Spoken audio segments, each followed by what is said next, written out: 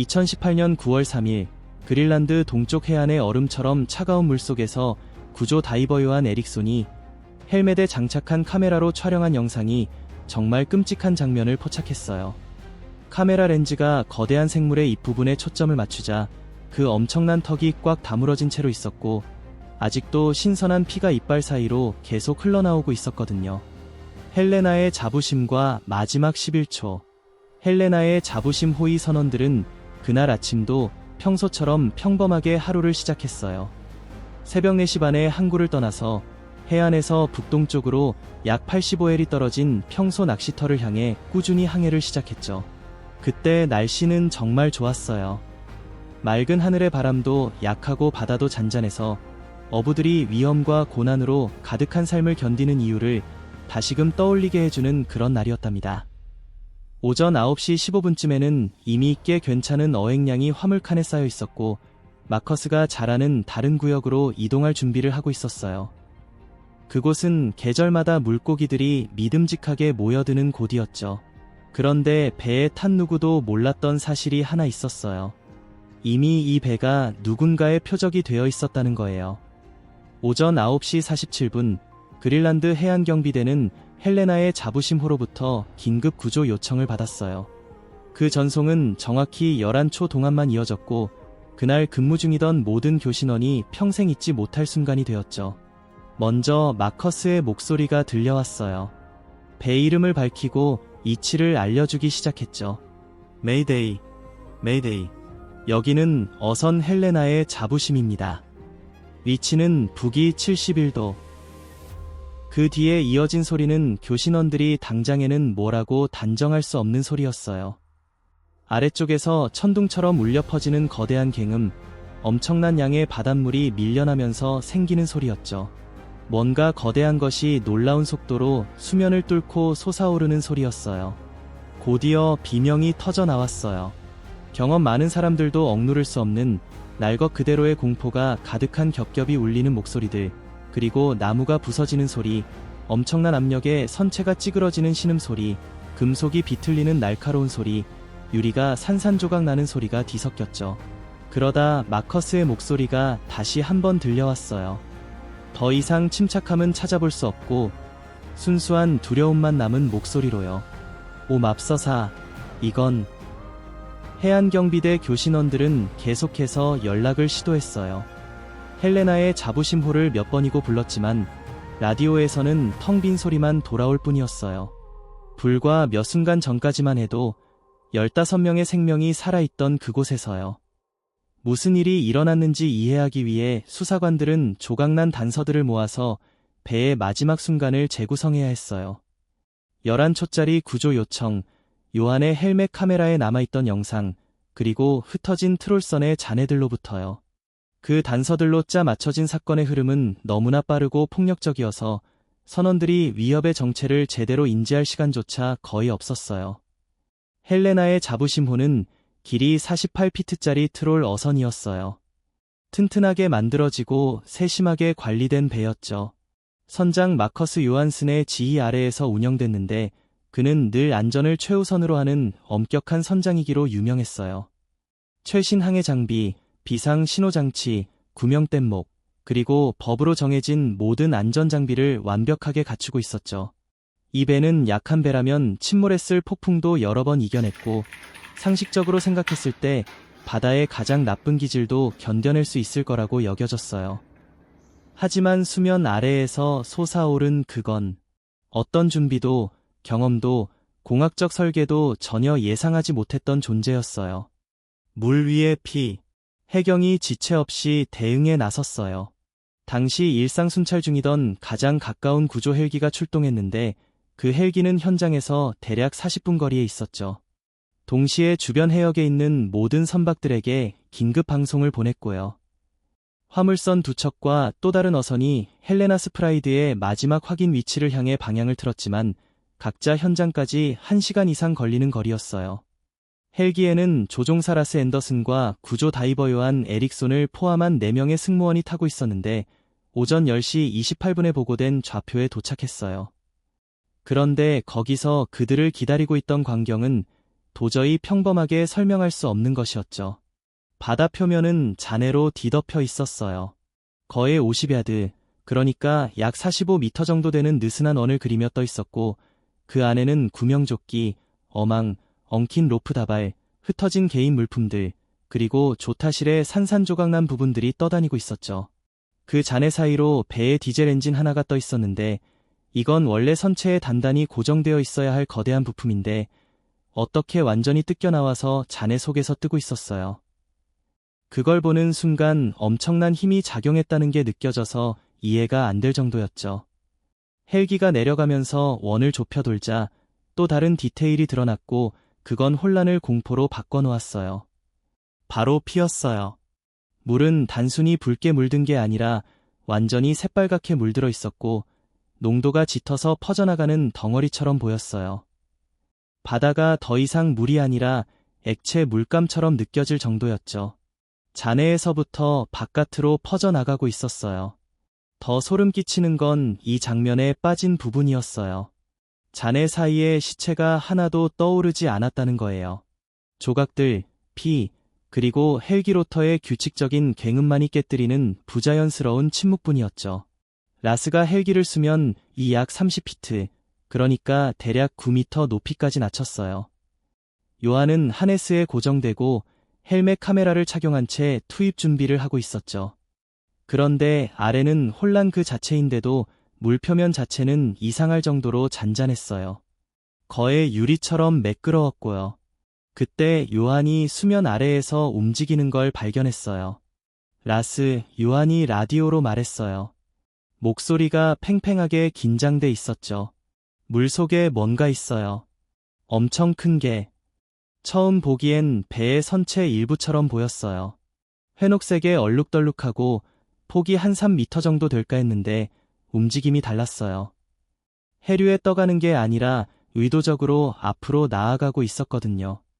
요한의 헬멧 카메라가 그 형체가 수면을 뚫고 올라오는 순간을 그대로 찍었어요. 바다가 갈라지면서 불가능할 정도로 거대한 덩어리가 솟아올랐죠. 머리가 먼저 나왔어요. 각진 파충류 같은 모양의 비늘이 회색에서 청록색으로 빛의 각도에 따라 변했어요. 머리뼈만 해도 거의 4m 반 정도 되고 뒤로 쓸어넘긴 4개의 뿔 같은 가시가 왕관처럼 돋아 있었죠. 카메라를 향해 돌아온 눈은 접시만 한 크기의 연한 노란색이었고 세로로 찢어진 동공이 갑작스러운 밝기에 확 수축했어요. 입이 벌어지자 수십 개의 이빨이 화면을 가득 채웠어요. 각각 주방용 식칼만큼 길고 뒤로 휘어진 뱀의 송곳니 같았죠. 그 사이사이엔 옷 조각들이 걸려 있었어요. 카메라는 모든 걸 담았어요. 피로 얼룩진 그 생물의 입, 폭력의 증거, 그리고 그 포식자의 크기 자체를요. 눈이 움직여서 떠있는 헬기를 똑바로 바라봤을 때 포식자와 관찰자들은 무려 3초 동안 말없이 서로를 응시했어요.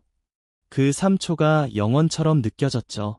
갑자기 그 생물이 아래로 잠수했어요. 거대한 몸이 앞으로 구르며 드러난 모습은 최소 60피트, 그러니까 약 20m는 되는 뱀 같은 형체였고 4개의 넓고 노처럼 생긴 지느러미가 받쳐주고 있었어요. 두꺼운 근육질 꼬리가 마지막으로 수면을 뚫고 나와 잔해 지역 위로 물보라를 일으키고는 깊은 곳으로 사라졌죠. 뒤에 남은 건 흔들리는 물뿐이었어요. 요한이 너무 심하게 떨려서 라스가 그를 헬기 안으로 끌어올려야 했어요. 그 후에 헬멧 카메라 영상이 즉시 해경본부로 전송됐죠. 몇 분 만에 북대서양 전역의 해양당국이 그 영상을 받고 1시간 만에 덴마크 정부의 보고가 올라갔어요. 2시간 만에 해양생물학자들이 믿을 수 없다는 표정으로 영상을 분석하고 있었죠. 카메라가 기록한 건 현대과학의 모든 틀을 깨뜨리는 것이었어요. 6,600만 년 전에 사라졌다고 믿어졌던 생물, 공룡시대의 바다 파충류가 살아서 사냥하고 있었고 21세기 그린란드 연안에서 15명의 목숨을 앗아간 장본인이라는 거예요. 과학과 군대가 나선 순간 해안경비대는 그린란드 해양연구소와 그린란드 해역에 상시 주둔하고 있는 덴마크 해군에 즉시 연락을 취했어요. 그리고 불과 2시간 만에 해군 함정 2척이 출발했죠. 함께 간 사람은 북극 해양생물 분야에서 세계 최고 전문가 중 한 명인 아스트리드 세른슨 박사가 이끄는 해양생물학자 팀이었어요. 요한의 헬멧 카메라 영상을 받은 세른슨 박사는 그 영상을 조용히 3번이나 돌려본 뒤에 해안경비대 지휘관에게 전화를 걸어 단호하게 권고했어요. 중화기가 필요합니다. 작살, 폭뇌, 사용할 수 있는 모든 무기요. 그 생물은 아직 그 지역에 있고 다른 배들에게 당장 위협이 되고 있어요. 그 후 36시간 동안 반경 100마일 안의 모든 해상교통은 대피 명령을 받았어요. 덴마크 해군은 안전 경계선을 확보하고 소나팀은 쉬지 않고 수면 아래 움직임을 추적했죠. 해군 승무원들이 깊은 바다를 스캔하는 동안 세른슨 박사는 팀을 소집해서 이 사건의 주인공인 생물을 특정하기 시작했어요. 영상은 전 세계 해양생물학 연구소로 보내졌고 반응은 거의 하나같이 믿을 수 없다는 것이었어요. 그 동물은 모사사우루스나 플래시오사우루스와 매우 비슷했거든요. 6,600만 년 전에 멸종했다고 믿어지는 해양 파충류였죠. 9월 5일 오전 6시 15분 그 생물이 다시 수면으로 떠올랐어요. 이번엔 덴마크 해군 함정 근처였죠. 곧바로 함정 갑판의 무기에서 총격이 시작됐어요. 거대한 몸집에도 불구하고 그 동물은 놀라울 정도로 빠르게 움직여서 총알이 맞기 전에 다시 잠수해버렸지만 그 전에 카메라는 뱀처럼 길고 구불구불한 몸통, 4개의 강력한 노 같은 지느러미, 그리고 앞서 봤던 그 독특한 등뼈가 솟은 머리까지 선명하게 찍었어요. 이 상황을 본 세른슨 박사는 더 이상 관찰하거나 포획하려 하지 말고 생물을 죽여야 한다고 조언했어요. 이 생물이 살아있는 한매 시간이 지나면 헬레나의 프라이드호처럼 또 다른 대참사가 일어날 위험이 커집니다. 해군은 대잠 장비를 투입했어요. 정확한 폭발 깊이를 설정한 폭뇌를 포함해서요. 소나 요원들은 경계선 박약 2마일 지점에서 그 생물을 계속 추적했죠. 9월 5일 오후 2시 37분 수심약 300피트 지점에서 확실한 신호를 잡았어요. 첫 번째 폭뇌가 생물을 위로 몰아올렸고 두 번째는 바로 옆에서 터졌으며 세 번째는 정통으로 맞았어요. 생물이 다시 떠올랐을 때 격렬하게 몸부림치며 분명히 부상을 입은 상태였어요. 그러자 해군 작살포가 3발을 발사했는데 각각 깊숙이 박혔죠. 몸부림치는 동안 주변 바다는 피로 어두워졌고 움직임은 점점 더 불규칙해지다가 결국 옆으로 누워버렸어요. 치명적인 부상에도 불구하고 그 동물은 또 6시간이나 버텼어요. 최상위 해양 포식자의 놀라운 생명력을 보여주듯이요. 결국 출혈과 외상으로 더는 견디지 못하고 쓰러졌죠. 오후 8시 43분 모든 움직임이 멈췄어요. 시신은 누크에 있는 보안시설로 예인됐고 덴마크 정부는 즉시 작전을 기밀로 분류했어요. 하지만 소식은 이미 연안 마을들로 퍼져나갔고 어업 가족들과 헬레나의 프라이드호 승무원 유족들은 공포와 분노에 휩싸였어요. 그들은 답변과 온전하게 돌려줄 수 없는 유해를 요구하며 목소리를 높였죠. 괴물의 내부. 박사님, 그러니까 섯은 박사가 전문가 12명으로 구성된 팀을 꾸려서 냉동 수산물 가공 창고 안에서 해부 검사를 진행했어요. 그곳이 유일하게 60피트 길이의 바다 파충류를 수용할 수 있는 시설이었거든요. 강화된 플랫폼 위에 놓인 그 생물은 죽은 뒤에도 여전히 소름 끼치는 존재감을 뿜어냈어요. 검사는 9월 7일에 시작됐는데 몸 길이를 재고 조직 샘플을 채취하는 과정에서 현대 과학으로는 전혀 알려지지 않은 특징들이 금방 드러났어요. 비늘은 악어 가죽보다 훨씬 두껍고 유연하면서도 갑옷 같은 구조 위에 겹겹이 붙어 있었고 이빨 마모 상태와 단단한 근육은 큰 먹잇감을 노리고 폭발적인 속도로 돌진하는 포식자라는 걸 보여줬죠. 가장 충격적인 발견은 이를 열었을 때 나왔어요. 안에 부분적으로 소화된 헬레나스 프라이드호 승무원들의 유해가 있었거든요. DNA와 소화되지 않고 남아있던 개인 물품들 덕분에 신원이 확인됐어요.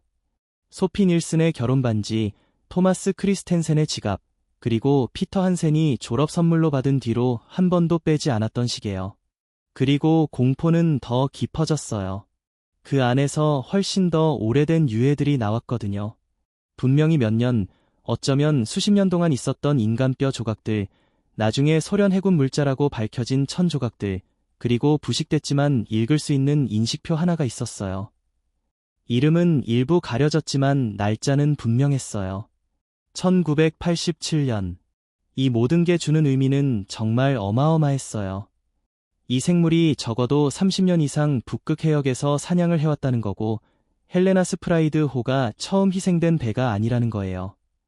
오랫동안 폭풍이나 얼음 타드로만 여겨졌던 실종 사건들이 이제는 완전히 다른 시각으로 봐야 할 판이 됐죠. 기존에 알려진 상식을 완전히 뒤흔드는 포식자가 있었던 셈이니까요.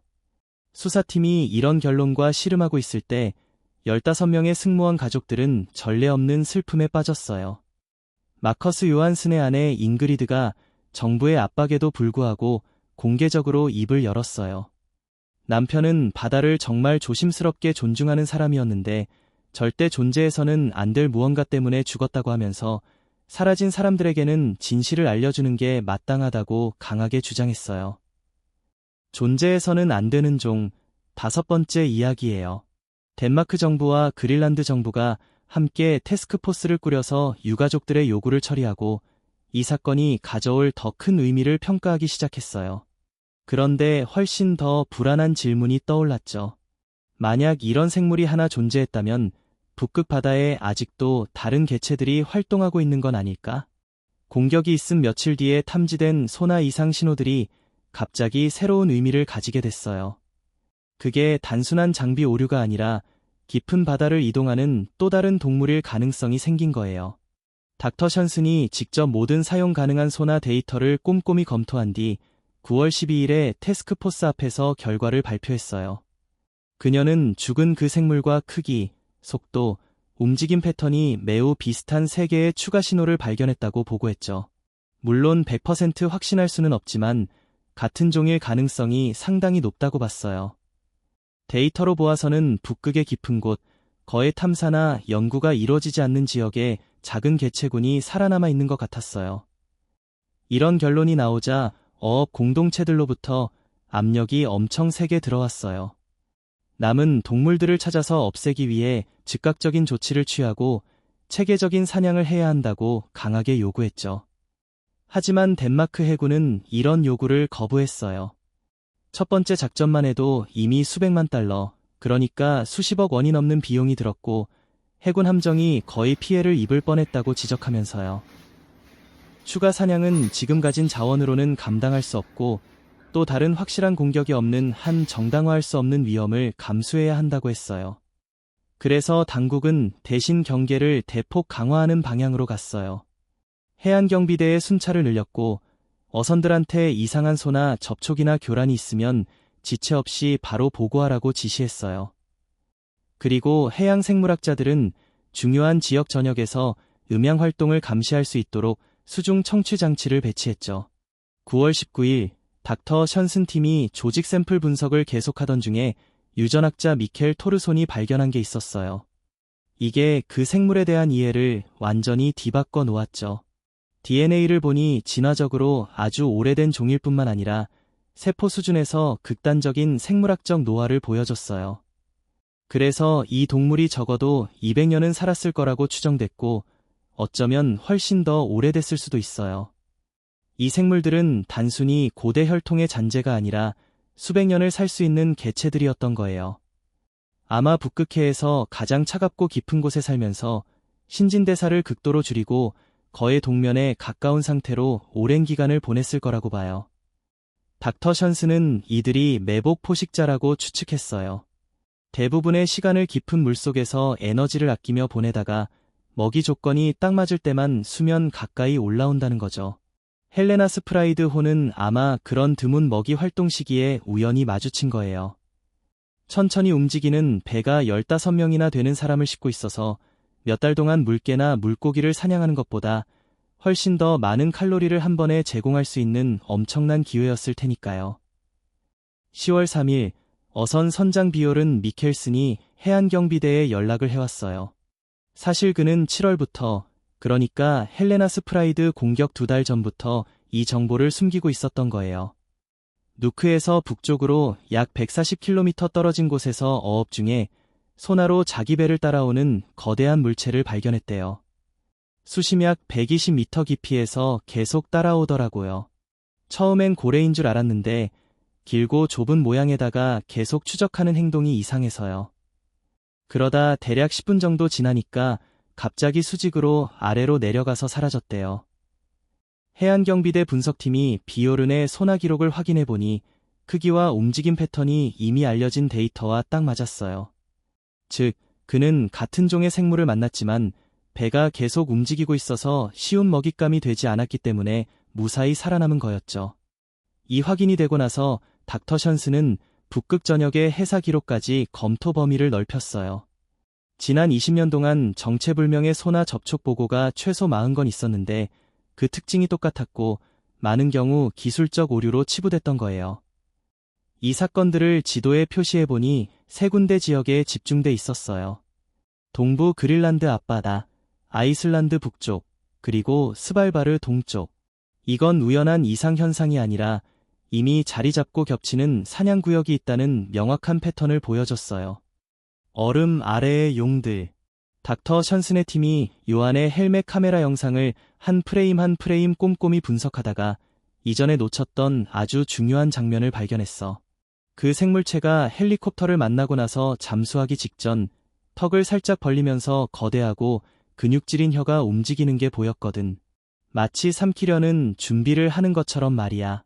그 타이밍을 보니 공격이 아주 최근에 일어난 거라서 그 동물이 아직 먹이를 다 먹지 못한 상태였던 거지. 이 증거들을 종합해보면 선원전원이 단 한 번의 정확한 타이밍 공격에 당한 것으로 보여. 아마 처음에 이상한 소란이 일어났을 때 모두가 갑판 한쪽으로 몰려들었을 때였을 거야. 그 충격으로 배가 전복되면서 정확히 필요한 각도로 기울어졌고 그래서 턱이 오른쪽, 스타보드 쪽을 완벽하게 덮을 수 있었던 거지. 모두가 본능적으로 그쪽으로 모여 있었으니까. 단 8초 만에 이 포식자는 아마 이 바다에서 2세기 동안 사냥해온 존재가 완벽한 매복을 성공시킨 거야. 덴마크 해군은 남아있는 생물들을 모두 없애야 한다고 주장했지만 그린란드 정부는 강하게 반대했어. 이 동물들이 수백만 년 동안 멸종된 줄 알았던 종의 마지막 살아남은 개체일지도 모르는데 없애버리는 건 생태학적으로 재앙이 될 거라고 말이야. 결국 타협이 이뤄졌지. 출입금지 구역을 설정하고 그 안에서 어업을 전면 금지했으며 들어가는 건 명백한 위험을 감수해야 한다고 알렸고 심해 음향경고 시스템도 설치했어. 2018년 11월 8일에 첫 심해 드론이 투입됐는데 나흘째 되는 날수심 약 1500피트 아래의 수중 절벽에 파인 동굴 시스템을 발견했어. 입구가 거의 40피트 정도 되는 거대한 입구였고 열 감지로는 안쪽에 크고 따뜻한 피를 가진 생명체가 있다는 게 확인됐지. 드론이 후퇴하려는 순간 두 번째 생물체가 나타났어. 앞서 본 것보다 작아서 길이가 약 40피트 정도 되고 색깔도 더 어두웠는데 카메라를 스치며 지나가더니 얼음봉 근처에서 물개를 놀라울 정도로 빠르게 사냥하는 모습이 찍혔어. 그러니까 이전에 있었던 사건이 유일한 게 아니라는 게 확실해진 거지. 동굴과 두 번째 동물의 영상은 즉시 기밀로 분류됐지만 닥터 션스는 11월 15일에 유가족들에게 개인적으로 공유해줬어. 잉그리드 요한손이 이런 비극을 어떻게 막을 수 있을까요? 라고 묻자 닥터 션스는 완전히 막는 건 불가능하다고 솔직히 인정했어. 이 생물들은 인간보다 훨씬 오래전부터 이 지역에 살아왔기 때문에 이해하고 영역을 존중하며 조심하는 것만이 유일한 안전장치라고 설명했지. 헬레나스 프라이드 공격 사건은 북극 해상 활동을 영원히 바꿔놓았어. 2024년까지 최소 7마리의 개체가 확인됐는데 표본 A부터 G까지 이름이 붙었지만 어부들은 그냥 용들이라고 부르고 있어. 요한 에릭스는 그로부터 6개월 뒤 은퇴했어. 자신의 카메라가 보여준 장면에 계속 시달렸거든. 그는 나중에 이렇게 말했지. 바다에서 가장 무서운 건 익사하는 게 아니라 아래에서 거대하고 고대적인 무언가가 나를 지켜보고 있을지도 모른다는 걸 깨닫는 거라고. 헬레나스 프라이드의 선원들은 할 수 있는 모든 걸 제대로 했는데도 그런 운명을 맞았잖아. 그건 결국 바다가 여전히 비밀을 간직하고 있고 그중 일부는 날카로운 이빨을 가지고 있다는 걸 상기시켜주는 거야.